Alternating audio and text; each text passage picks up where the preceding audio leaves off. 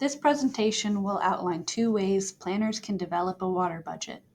SB 110 and 76 require all counties and most municipalities to integrate a water use and preservation element into their general plan. The water use and preservation element must include four main points: the effect of permitted development or development patterns on water demand and water infrastructure, methods of reducing water demand and per capita water use for existing development, methods of reducing water demand and per capita water use for future development, and modifications that can be made to a local government's operations to reduce and eliminate wasteful water practices. This presentation will focus on the first point, which asks counties and cities to develop a water budget. A water budget is a comprehensive planning tool used to assess and project the hydrologic costs and demands associated with land use. The water budget evaluates both the current and future status quo of water use and demand, considering changes in population and land use alteration.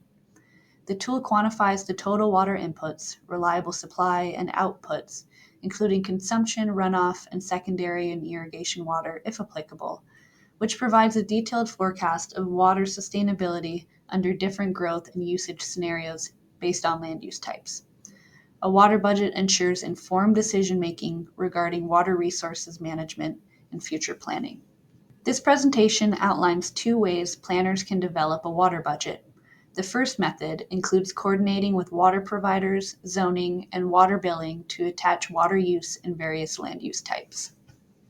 The first method we will be describing, which helps create a water budget, has 4 steps: understanding city or county growth, understanding reliable supply, understanding current demand, estimating indoor and outdoor water use, and finally, finalizing a water budget. Before starting a water budget, it's essential to understand how your city or county is growing. This means determining the projected growth in population, business, and infrastructure. It's important to assess not only how many people will be added in your population, but also how your city or county will evolve in terms of land use and development. Even if growth isn't planned in the immediate future, it's important to know what your current regulations permit. What types of structures and developments are allowed under existing laws? This step ensures that your water budget is in line with your city or county's future needs, helping to plan for a sustainable and efficient water use strategy. Cities and counties should create an estimate of the types of developments that will occur in the future and how many structures will be created within each land use group. For example, will there be single-family homes, multifamily apartments, townhomes, or commercial spaces in your future? Understanding this will help determine the water needs of each specific development type. Cities and counties must determine their reliable water supply for a water budget. But what does reliable supply mean? Reliable supply refers to the amount of water that can be counted on year after year, even when faced with shifting conditions like seasonal changes or extended periods of drought. It's important to note that reliable supply is not the same as a city or county's total water rights. Reliable supply is the amount of water that can be used and accessed under normal and challenging conditions.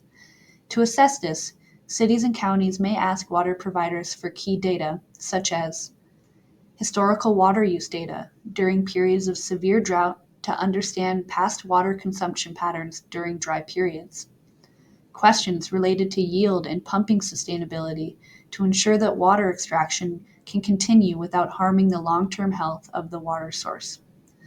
By determining reliable supply, cities and counties can plan for sustainable water management and ensure that the water needs of communities are met, even in challenging times. This data can be compared to water and land use data from the water budget to inform city or county planning decisions. To determine current water demand, planners should collaborate with their public works or water providers.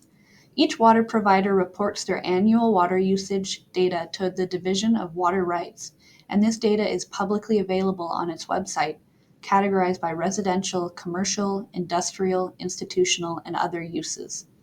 Planners can use this data to calculate the total water used by their community.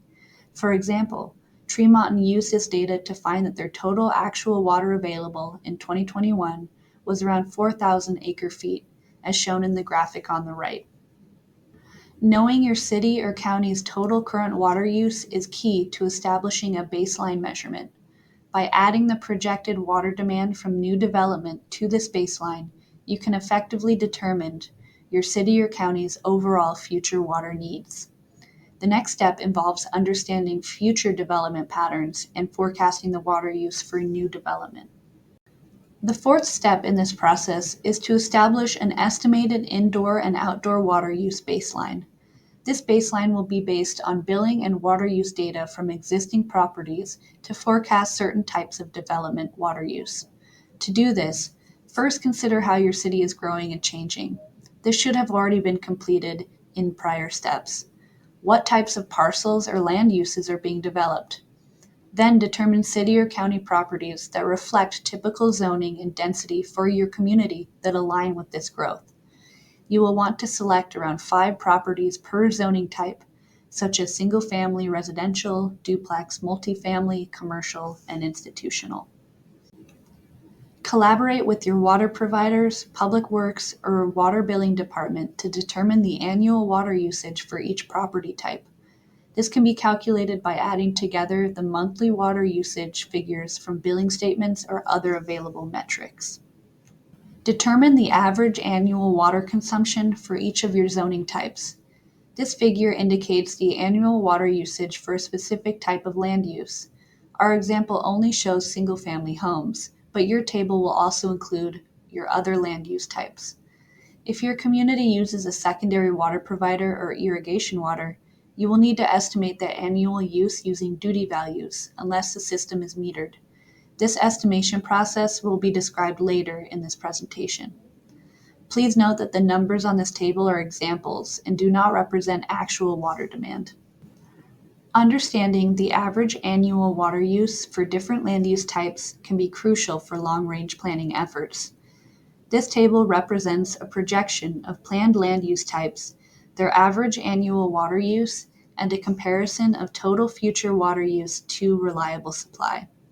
Please note that total future water use should be calculated by adding the current water demand, obtained from water rights data, to the future water use you've just calculated for all land use types. This total can then be compared to your reliable supply and analyzed. This table is the final step for the first method of creating a water budget and offers a robust water planning tool for your city or county with a breakdown of water use for different land use types. Now we will move on to the second method of creating a water budget. This method uses equivalent residential units, or ERUs, and duty values for secondary water to assign water demand to various land use types. There are 7 steps in this method. The first 3 steps, understanding growth, reliable supply, and current demand, were already covered earlier in the presentation. Step 4 will provide background on ERUs. Step 5 will estimate indoor water use from ERUs. Step 6 will estimate outdoor water use. And Step 7 will wrap up the methodology with the finalized water budget. The state engineer establishes equivalent residential units, or ERUs, to standardize water use measurements across different property types and ensure that peak day demand sizing can meet fire and other safety requirements.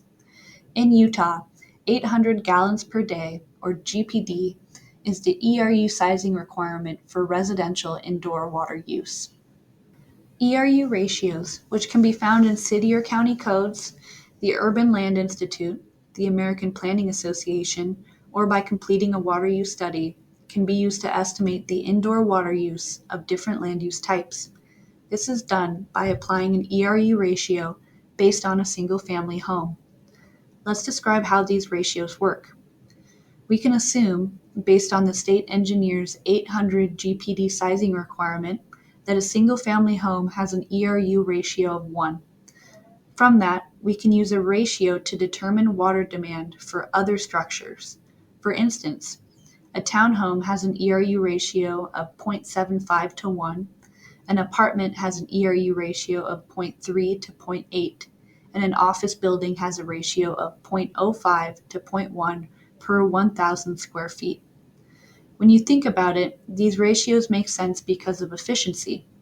A townhome is more water efficient than a single-family home, so its water demand is 75% that of a single-family home. Table 1 outlines some common ERU ratios from residential land use types, while Table 2 outlines commercial and industrial ERU ratios. You may use these ratios in your planning efforts, but please ensure they make sense for your community's water use first. Continuing with this step, we now need to use ERU ratios to estimate water demand. After determining an ERU value, by multiplying the ERU ratio for each land use type by the quantity of that land use in the development project, planners can estimate total water demand. For residential uses, the peak day demand per ERU is assumed to be 800 GPD. For this example, if you have 10 single-family homes with an ERU ratio of 1, you would multiply by the 800 GPT requirement, resulting in 8,000 GPD. Other examples include townhomes and a commercial setting. First, for a townhome, we need to determine its ERU. We do this by using its 0.75 ERU ratio per unit, which in this scenario is 16 units. Next, we multiply the total ERUs, 12, by the peak day demand, 800 GPD, to obtain a total of 9,600 GPD. For commercial development, the size of the building is used in its ERU calculation. We take the square footage of the building and multiply it by the ERU ratio of 0.1 per 1,000 square feet. From this, we get 5 ERUs. Next, we take that ERU and multiply it by our 800 GPD number to obtain a total of 4,000 GPD. Next, we need to determine an estimate for secondary or irrigation water use, if it's applicable to your city or county. This step should be used in both the first and second methods of creating a water budget. For this step, utilize the state engineer irrigation appropriations and duty values. The map on the left can be used to determine your duty value. Plug in the duty value along with the acre of turf associated with specific land uses to determine the water used for these land uses and GBD. Do this for each land use type applicable to your water budget. If you are struggling to determine green space for diverse land use types, please reach out to our green space analyst, Jack Heinzman, at the Division of Water Resources. He can determine these values for you. This table should look familiar from Method 2. However, it's been adapted to account for ERUs. This table presents a projection of planned land use types, their average annual water use, and a comparison of total future water use to reliable water supply. Please note that total future water use should be calculated by adding the current water demand, obtained from water rights data, to the future water use you've just calculated for all land use types. This total can then be compared to your reliable supply and analyzed. This table is the final step for Method 2 of creating a water budget. This method provides robust water planning for your city or county with a breakdown of water use for different land use types. When creating a water budget, cities and counties have the flexibility to utilize any data-driven methodology they want. This presentation demonstrated 2 potential approaches to fulfilling this requirement from Senate Bill 76 and 110. For counties or cities facing challenges with data or reach, an alternative is to leverage water rights data. This was described in both methods and can provide data for broad land use categories such as residential, commercial, and industrial uses.